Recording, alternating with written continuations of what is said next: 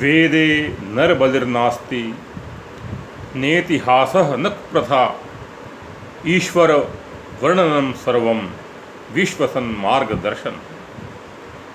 वेद मंत्रार्थ द्रष्टारः ऋषयः पाठ धुरंधराः वेदोद्घोषः चरैवेति वेदसारः मनुर्भव। वेद और शुनशेप आख्यान। ऋषियों ने वेद को दिव्य वाक्य के रूप में उद्घोषित किया है। वेद किसी विशेष क्षेत्र, जाति या लिंग के प्रति पक्षपात नहीं रखते। वेद तो विश्व के मानव मात्र के लिए पथ प्रशस्त करते हैं। संपूर्ण समाज को सभ्य व सुसंस्कृत बनाने हेतु कर्तव्य कर्मों का सुंदर उपदेश वेद मंत्रों में मिलता है। आर्ष विद्वानों ने वेदों की सार्वदेशिक व सार्वकालिक व्याख्याएं प्रस्तुत की हैं। वेदों में शिक्षा देने हेतु आदेशात्मक, आत्मकथात्मक, संवादात्मक व प्रश्नोत्तरात्मक आदि अनेक शैलियां उपलब्ध होती हैं। आस्तिक दर्शन श्रुति का स्वतः प्रामाण्य स्वीकार करते हैं। वेदार्थ सत्य होने से अपनी सिद्धि के लिए किसी अन्य प्रमाण की अपेक्षा नहीं रखता। ऋषि वेद मंत्रों के दृष्टा हैं, रचयिता नहीं। ऋषिर दर्शनात् स्तोमान ददर्श इति औपमन्यवः।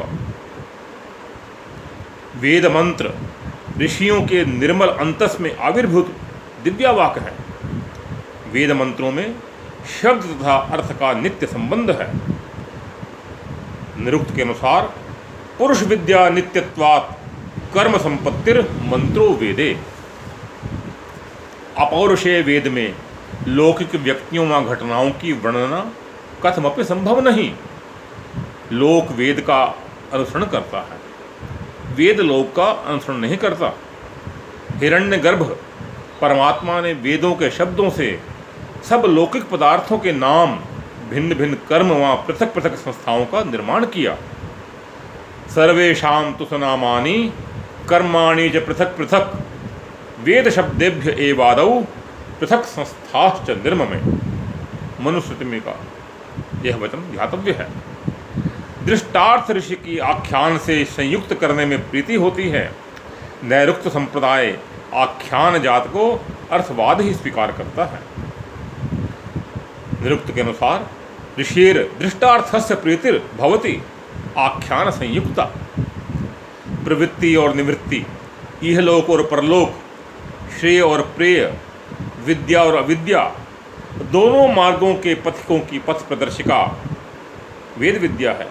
और इस प्रकार के अनेक विध मंत्र उपलब्ध होते हैं। यजुर्वेद का निम्न मंत्र इसका स्वतंत्र रूप से निदर्शक है। विद्यां चा विद्यांच यस्तद्वेदो भयं सह अविद्यया मृत्युम तीर्त्वा विद्यया मृतमश्नुते। विद्या शब्द अध्यात्म विद्या का प्रेरक है और अविद्या शब्द भौतिक ज्ञान विज्ञान का द्योतक है। वेद में भौतिक व अध्यात्म दोनों विद्याओं का महत्व प्रतिपादित किया गया है। सृष्टि के आदि में वैदिक ज्ञान मानव के सर्वविध कल्याणार्थ ही परमेश्वर द्वारा प्रदान किया गया। तस्माद् यज्ञात् सर्वहुत ऋचः सामान्य यज्ञिरे छंदांसि यज्ञिरे तस्माद् यजुस्तस्माद् जायत। इस वेद ज्ञान के साथ ही मानव के समस्त क्रियाकलाप सम्यक प्रकार चलने लगे। वेदांत शंकर भाष्य का यह मंतव्य ध्यातव्य है। अनादि निधना नित्या वागुत्सृष्टा स्वयं भुवा आदौ वेदमयी दिव्या यतः सर्वाः प्रवृत्तयः। भारतीय परंपरा के अनुसार वेद ही समस्त ज्ञान विज्ञान के उत्स हैं। महाभारत के अनुशासन पर्व में महर्षि वेद व्यास जी ने स्पष्ट उद्घोषणा की है कि सब कुछ वेद से ही प्रसिद्ध हुआ है। यानी हागम शास्त्राणि याश्च काश्चित् प्रवृत्तयः तानि वेदं पुरस्कृत्य प्रवृत्तानि यथाक्रमम्। महर्षि मनु महाराज ने तो वेद को सर्वज्ञानमय स्थापित किया है। सर्वज्ञानमयो हि सः भूतम भव्यम भविष्यंच सर्वम वेदात् प्रसिद्ध्यति। गुरुकुलों में सभी लोग, सभी ब्रह्मचारी एक साथ वेद का अध्ययन किया करते थे। चारों वेदों के ज्ञान विज्ञान के स्वाध्याय के लिए सभी का निरंतर साथ साथ कर्मयोग चलता था। यजुर्वेद का निम्न मंत्र संपूर्ण मानव मात्र तक वेद विद्या को प्रचारित व प्रसारित करने की प्रेरणा दे रहा है। यथेमाम वाचम कल्याणी मावदानी जनेभ्यः ब्रह्मराजन्याभ्याम शूद्राय चार्याय च स्वाय चारणाय। समाज में वर्णाश्रम धर्म की वैदिक मान्यता का सर्वत्र परिपालन होता था। महर्षि वाल्मीकि अपने आदि काव्य में समाज की श्रेष्ठता व धर्म परायणता का बड़ा मार्मिक चित्रण करते हैं। स्वकर्म निरता नित्यम ब्राह्मणा विजितेन्द्रियाः दानाध्ययनशीलाश्च संयताश्च प्रतिग्रहे नास्तिको नानृति वापि न कश्चिद अबहो श्रुतः नासूयुको न चाशक्तो ना विद्वान विद्यते क्वचित। व्याकरण महाभाष्य के पस्पशान्निक में महर्षि पतंजलि स्पष्ट उल्लेख करते हैं कि वेदाध्ययन में रत ब्राह्मण विद्वान बिना किसी स्वार्थ के धर्म षडंग युक्त वेद को जाने। ब्राह्मणेन निष्कारणो धर्मः षडंगो वेदोध्येयो ज्ञेयश्च। ब्राह्मण अर्थात वेद का अभ्यास करने वाले। वेद के पढ़ने पढ़ाने की आर्ष परंपरा में भेदभाव रहित मनुष्य मात्र को वेदाध्ययन करना चाहिए, यही मान्य था। ऋग्वेद का निम्न मंत्र यह स्थापित करता है कि वेदवाणी पाठक पुरुष को विविध दुग्ध घृत मधुर लौकिक फल व परलोक में मोक्ष व अमृतत्व प्रदान करती है। यह पावमानी रध्येत ऋषिभिः संभृतम रसम सर्वं सपूतमश्नाति स्वदितं मातरिश्वना। पावमानिर्यो अध्येति ऋषिभिः संभृतं रसम तस्मै सरस्वती दुहे क्षीरम सर्पिर्मधुदकम। प्रतिभाशाली सात्विक ऋषि के साथ निवास कर उन ऋषियों से जो कोई जन परम पवित्र ऋचाओं का अध्ययन करता है, वह प्रत्येक ऋचा में स्थापित रस का स्वादन करता है। वह स्वयं ब्रह्म से स्वादित ज्ञान का स्वाद लेता हुआ मानो सभी पवित्र पदार्थों का स्वाद ले लेता है। ऋचाएं सर्वविध स्वादों से परिपूर्ण हैं। जो कोई ऋषियों के साथ निवास कर पवित्र करने वाली ऋचाओं का अध्ययन करता है और उनमें स्थापित रस को पाता है, उस वेद अध्येता के लिए स्वयं वेदवाणी क्षीर घृत और अन्य मधुर पदार्थ व मधुर जल को दूह लेती है। वेद में प्रशंसात्मक स्तुतिपरक अनुचित की निंदामय याचना आशीर्वादात्मक प्रश्न प्रतिवाक्य संशय नियोग अनुयोग संलापपूर्ण रचनाओं से शाश्वत उपदेश दिया गया है। मोहमन्नम विन्दते यप्रचेताः सत्यम ब्रवीमि वध इत्स तस्य नार्यमणम पुष्यति वो सखायम केवलाघो भवति केवलादि। परमेश्वर कहता है कि मैं सत्य बोलता हूँ कि अज्ञानी पुरुष व्यर्थ धनोपार्जन करता है, उसके लिए वह धन मृत्यु है। उस धन से ना तो वह यज्ञ और ना अपने सखा को पुष्ट करता है। स्वयं भक्षक केवल पाप भक्षक होता है। अनुचित की निंदा करते हुए वेद भगवान उपदेश दे रहे हैं कि परस्पर एक दूसरे की धन से सहायता करते रहो। भूखे को भोजन दो, प्यासे को पानी दो। प्रतिषेधात्मक वचनों से भी वेद में उपदेश देकर द्यूत आदि में किसी प्रकार भी न फंसने की चेतावनी दी गई है। अक्षयर्मादिव्यः कृषिमित कृषस्व वित्तेरमस्व बहुमन्यमानः तत्र गावः पितवः तत्र जाया तन्मे विचष्टे सविताय मर्यः। ऋग्वेद का यह मंत्र ध्यातव्य है। वेदवाणी ईश्वरीय वाणी है।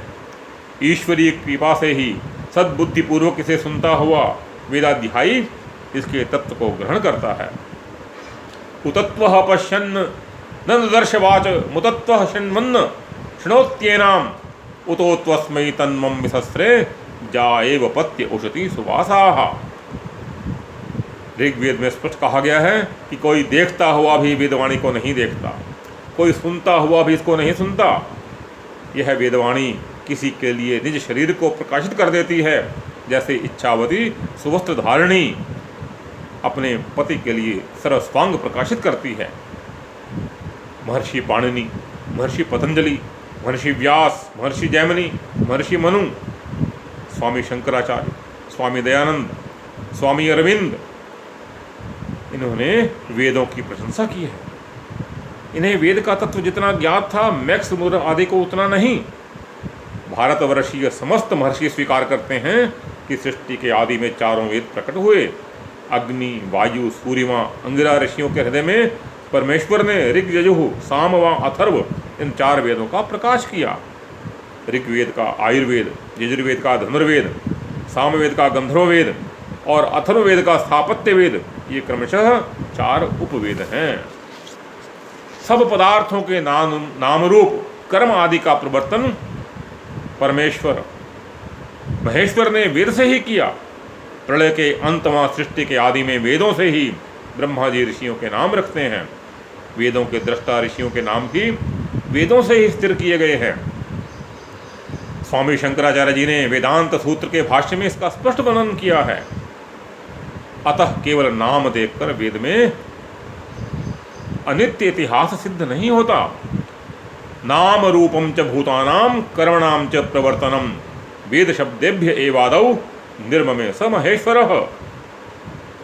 ऋषीणाम नामधेयानि याश्च वेदेषु दृष्टयः शर्वर्यन्ते प्रसूतानाम तान्ये वेभ्यो ददात्यजः। वेदांत सूत्र के ये श्लोक ध्यातव्य हैं। प्राचीन काल में वेद का अत्यधिक प्रसार था। सभी वेद से ही नाम आदि ग्रहण करते थे। वेद विरुद्ध मान्य नहीं था। वेद व वेदार्थ का निराकरण कुतर्क से सर्वथा अनुचित है। वेद का शुनश्यप आख्यान भी प्रसिद्ध है। ब्राह्मण ग्रंथों में इसका विशेष विवेचन है। वरुणपाशबद्ध शुनश्यप ऋषि का आख्यान ऋग्वेद में प्रमुख रूप से चर्चित है। वरुण नाम परमात्मा का है। इस परमात्मा का न्याय ही पाश है। अन्यायी व्यक्ति परमात्मा के न्याय रूपी पाश से बच नहीं सकता। वेद में प्रार्थना है कि मैं अपराधी ना बनूं, जिससे कि ईश्वरीय न्याय मुझ पर आ गिरे। ऋग्वेद प्रथम मंडल 24वें सूक्त से 30वें सूक्त के शुनश्यप ऋषि हैं। इसमें कुल 97 ऋचाएँ हैं जो शुनश्यप ऋषि से संबद्ध हैं। इनमें विविध देवता हैं। प्रजापति, अग्नि, सविता, वरुण, विश्वदेव, इंद्र, यज्ञ, सोम, अश्विनौ व उषा, ये पृथक पृथक मंत्रों के पृथक पृथक देवता हैं। 24वें सूक्त के 6ठे और 15वें मंत्र तक, 25वें सूक्त के पहले और 21वें मंत्र तक वरुण देवता ध्यातव्य हैं। शुनश्यप का अर्थ पापिष्ठ प्राण है। शुनश्यप एक ऋषि पवित्र आत्मा भी है। शुनश्यप ऋषि वरुण नाम से ईश्वर की स्तुति व प्रार्थना करते हुए कहते हैं कि हे वरुण, हे सर्वथा स्वीकरणीय देव, अति गमनकारी पक्ष सदृश जो ये लोकांतर भाषित होते हैं, वे आपके बल को नहीं पाते, न आपके सामर्थ्य को और न क्रोध को पाते हैं। आपके बल, सामर्थ्य और क्रोध के सदृश इनमें बल अधिक नहीं। ना तो प्रतिक्षण विचरणशील ये जल व आकाश और न वायु की जो गति विशेष है वे आपके वेग को अतिक्रमण कर सकते हैं। नहीं ते क्षत्रम न हो न मन्युम वयश्च नामी पतयंत आपुः नेमा आपो अनिमिषम चरंतीर न ये वातस्य प्रमिदंत्यमभ्वम। उपासक गण मुझको रात्रि में उसी को कहते हैं और दिन में भी उसी को कहते हैं। यह हृदय का प्रकाश भी उसी को कहता है, हे भगवान, मैं तो विषय ही हूँ, मैं पाप शाप से बद्ध हूँ। वह शुनश्य पाप से गृहित हो जिस आप को पुकारता है, वह राजा वरुण परमेश्वर आप हम सबको उस पाश से मुक्त कीजिए, पाप पाश से छुटकारा दिलाइए। तदन्नवंतम तद्यवा मह्यमाहुस तदयम केतु हृदय आविचष्टे शुनश्येपो यमहोद गृहीतः सो अस्मान राजा वर्णो मुमोक्तु। ऋग्वेद के प्रथम सूक्त के इस मंत्र के अर्थ के अनर्थ करके वेद से नरसिंहा को, नरहिंसा को सिद्ध करने का असफल प्रयास भी कई व्याख्याकार करने लगते हैं। यदि वेद को पूर्ण रीति से देखा जाए तो ऐसी भ्रांति नहीं हो सकती। अन्य वैदिक वंदना व प्रार्थना के समान शुनश्येप ऋषि दृष्ट अन्य ऋचाएँ भी मिलती हैं। मनुष्य हिंसा का विधान कहीं दृष्टिगोचर नहीं होता। वेद में आलंकारिक वर्णन बहुत हैं। ऋचाओं में हरिश्चंद्र, रोहित, नारद, पर्वत, विश्वामित्र, अजिगर्त, अम्बरीश, ऋचिक आदि पद अपना विशिष्ट अर्थ रखते हैं, ना कि किसी व्यक्ति विशेष के ये वाचक हैं। बहुधा वैदिक ऋषि ऋचाओं के माध्यम से पाप पाश, दुख पाश, अज्ञान पाश, अकिंचनता पाश, दीनता पाश आदि से छुटकारा पाने के लिए स्तुति व प्रार्थना करते हैं। यहाँ वास्तव में ना तो कोई खंबा अथवा यूप स्तंभ है, ना किसी भौतिक बंधन से बचने की प्रार्थना है। अज्ञान रूपी स्तंभ से मानव बंधा हुआ है। अज्ञान से बचना व ज्ञान को पाना, यही सबकी प्रार्थना है। वेद के ईश्वरीय ज्ञान से अज्ञान का नाश व छुटकारा संभव है। बाधस्व दूरे निर्तिम पराचैहि कृतम चिदेन प्रमुग्ध्यस्य मान आयु प्रमोषि विमुमोक्तु पाषाण राजन नेनांसि शिश्रथः कृतानि। इसमें निर्वृति अर्थात पाप देवता कृत पाप वहाँ पाश से मुक्त होने व आयु वृद्धि की प्रार्थना की गई है। पाप शाप विमोचन के लिए शुनश्यप बार बार परमेश्वर वरुण से याचना करता है। यह 3 यूपों से बद्ध है। उत्तम, मध्यम, अधम ये 3 प्राण व्यापार हैं। यही 3 यूप हैं। निष्कर्ष रूप में कहा जा सकता है कि ऋग्वेद के शुनश्यप संबद्ध ऋचाओं का तात्विक विवेचन करने पर यह स्पष्ट होता है कि यह आलंकारिक वर्णन मात्र है। अज्ञान व पाप ही यूप है, यही रज्जु व पाश है। इससे त्राण पाने के लिए ऋषि प्रार्थना करते हैं। भौतिक बंधन कथमपि अभीष्ट नहीं। शुनश्यप वरुणपाश से जिस छुटकारे के लिए प्रार्थना करता है वह अज्ञान से छुटकारा पाने की लालसा है। प्रायशः सभी ऋषि अज्ञान से छुटकारा चाहते हैं व ज्ञान प्राप्त करने की प्रार्थना करते हैं। नर बलि का तो यहाँ प्रश्न ही उत्पन्न नहीं होता। ब्राह्मण ग्रंथों में भी वेदानुकूल वेदार्थ व्याख्या की जाए तो ये सब स्पष्ट हो जाता है। ब्राह्मण ग्रंथ वेद के भाष्य स्वरूप ही हैं। ऋग्वेद के ऐतरेय ब्राह्मण की 7वीं पंचिका में शुनश्यप आख्यान उपलब्ध होता है। यह कोई वास्तविक ऐतिहासिक घटना नहीं है, केवल वेद के अर्थ को प्रत्यक्ष रूप से प्रकट करते हैं। ब्राह्मण ग्रंथ दृश्य काव्य के सदृश हैं। नाटकवत देखकर वेद का अर्थ रोचक ढंग से हृदयंगम कराने का यह प्रचलित मार्ग रहा है। काल्पनिक व्याख्यानों को सत्य मानकर बुद्धि भ्रम से अर्थ का अनर्थ कथमपि अभीष्ट नहीं। वरुण परमेश्वर वाचक है, वह परम न्यायी है। मिथ्यावादी को दंड देने में वह समर्थ है। मिथ्यावादी चाहे कितना भी बलिष्ठ हो, वरुण देव के न्याय पाश सब जगह हैं। वरुण देव के दूत हजारों आंखों से चहुंदिशी देखते रहते हैं। ईश्वरीय न्याय से छल करना असंभव है। वेद ऋषि गण वरुण देव के पाशों से मुक्त होने की प्रार्थना ही करते हैं। हरिश्चंद्र एक सम्राट होने पर भी मिथ्या आचरण से वरुण देव के न्याय पाश से बंध जाता है। ईश्वरीय दंड के रूप में उसे उदर रोग हो जाता है। ऐतरेय ब्राह्मण के प्रथम दृश्य के पश्चात दूसरा दृश्य सामने आता है। शुनश्यप पाशबद्ध है। ऋत्विक वेद मंत्र पाठ कर रहे हैं। वह सच्चे मन से वरुणदेव परमेश्वर का ध्यान करता है। उसे पश्चाताप भी होता है। शनैः शनैः शुनश्यप के सब पाश टूटने लगते हैं। इस दृश्य के पश्चात तृतीय दृश्य सामने आता है। शुनश्यप सम्राट के यज्ञ का होता बनता है। विश्वामित्र भी उसका सम्मान करते हैं। चतुर्थ दृश्य में अपना दंड भोग कर हरिश्चंद्र सम्राट भी उदर रोग से मुक्त हो जाता है। जो राजा ब्राह्मण और क्षात्र दोनों गुण धर्मों से युक्त हो वह हरिश्चंद्र कहलाता है। चंद्र द्विजराज है। हरि अर्थात सूर्य क्षत्रिय है। आयु के 100 वर्ष ही 100 वनिताएं हैं। हरिश्चंद्र जीवात्मा भी है। जीवात्मा को 100 वर्ष की आयु प्रदान की गई है। मानव में तर्क वितर्क करने की 2 शक्तियां ही पर्वत व नारद हैं।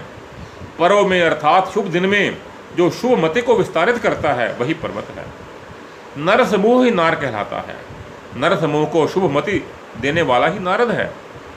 दोनों से राजा हरिश्चंद्र जिज्ञासा करता है कि मैंने 100 वर्ष की आयु में कोई फलोत्पादन नहीं किया।